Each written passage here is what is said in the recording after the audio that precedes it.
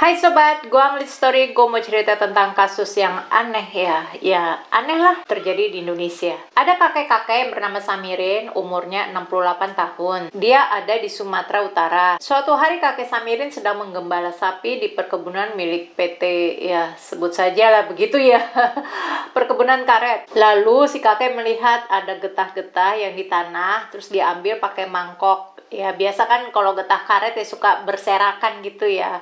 Dia ambil getah-getah yang di tanah itu karena rencananya mau dikumpulin dan dijual untuk beli rokok. Semua getah yang dikumpulin itu ditaruh dalam plastik. Lalu setelah terkumpul, dia pun mau pergi tapi ketahuan satpam yang ada di perkebunan karet itu. Dan dibawalah kakek Samirin ke pos satpam, lalu dari sana dibawa ke pos polisi untuk diproses lebih lanjut. Getah karet yang terkumpul di plastik itu seberat 1,9 kg.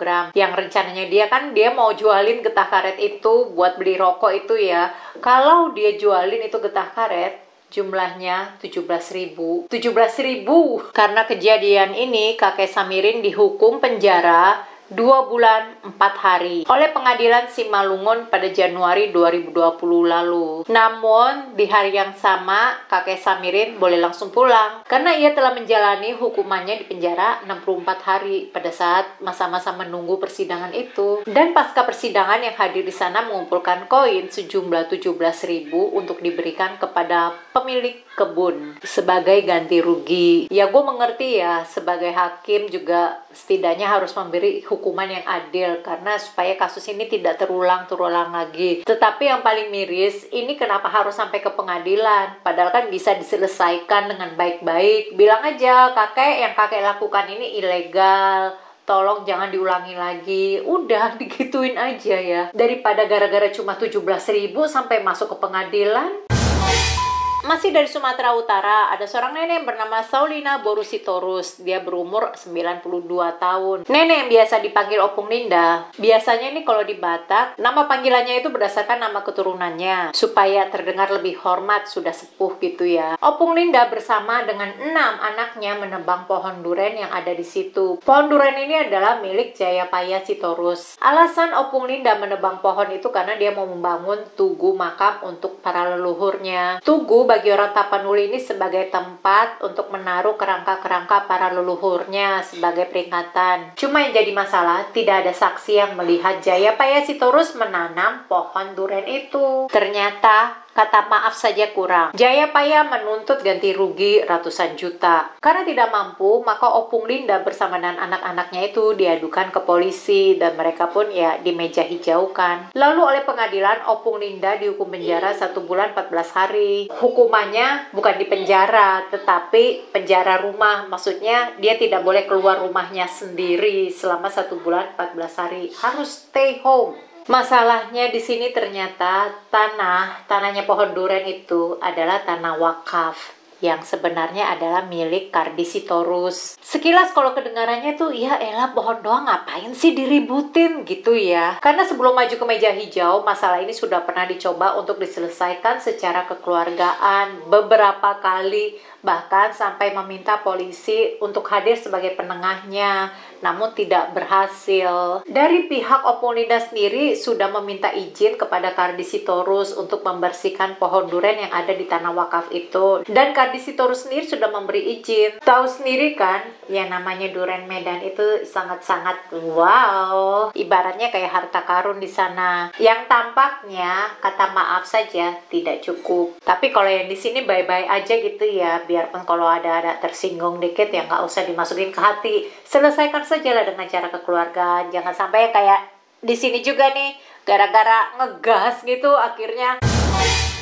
Kita lanjut ke Nenek Mina. Umurnya Nenek Mina 55 tahun. Suatu hari Nenek Mina sedang melewati kebun kakao, lalu ia melihat ada 3 buah kakao di pohon. Ia pun memetik 3 buah kakao ini, mengupas dan mengambil bijinya. Rencananya dia mau dibuat bibit untuk ditanam di kebunnya. Karena kebetulan Nenek Mina ini bekerja sebagai petani di ladangnya. Jadi ya dia penghasilannya ya penghasilannya kayaknya nggak ada sih ya. Jadi kalaupun dia mau makan ya tinggal metik aja gitu dari kebunnya. Terlebih karena Nenek Mina tidak punya uang untuk membeli bibit. Dan setelah diambil ditaruh gitu aja di tanah. Terus ada petugas kebun kakao yang melihat dan dia memanggil mandor kebun itu. Dan mandor ini pun bilang, "Nenek, kenapa kamu ambil itu buah kakao?" Dan nenek dengan polosnya jawab, "Ya iya, mau diambil buat ditanam." Tapi si mandor ini malah marahin Nenek Mina. Ya si Nenek Mina ini kan polos gitu ya, nggak tahu apa-apa. Dia tidak tahu apa yang dilakukan itu adalah ilegal. Tapi dia minta maaf ke mandor ini. Cuma si mandor ini nggak terima gitu aja.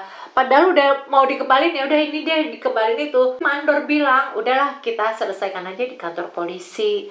Akhirnya Nenek Mina pun harus menjalani ya pengadilan ya. Dan Nenek Mina ini pun cerita kalau jarak dari pengadilan ke rumahnya itu sangat jauh. Bahkan dia yang tidak punya pendapatan harus sampai minta-minta anak-anaknya ya supaya dia dapat ongkos buat ngikuti pengadilan itu. Dan kamu tahu 3 biji coklat itu harganya berapa? 2.100. Tapi oleh pihak perkebunan kakao dibilang kalau mereka menderita kerugian 30.000.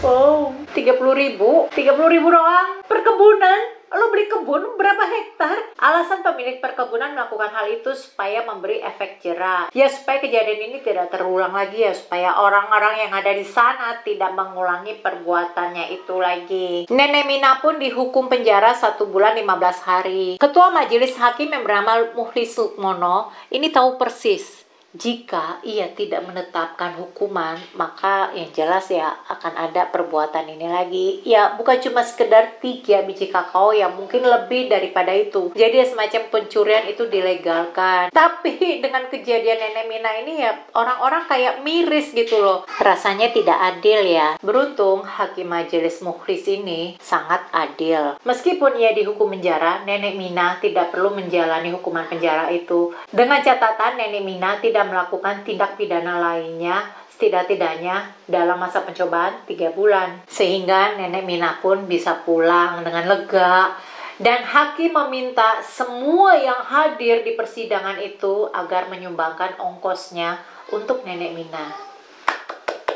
Jadi jangan risau, jangan negative thinking dulu, karena ternyata masih banyak juga kok hakim-hakim yang bisa melihat hal ini dari sudut pandang yang adil. Aku harap kamu suka dengan videoku ini, dan jangan lupa untuk like dan subscribe. Nantikan video-videoku berikutnya yang akan aku upload setiap hari pukul 10.30 WIB.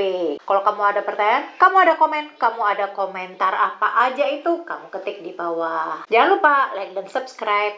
Stay safe!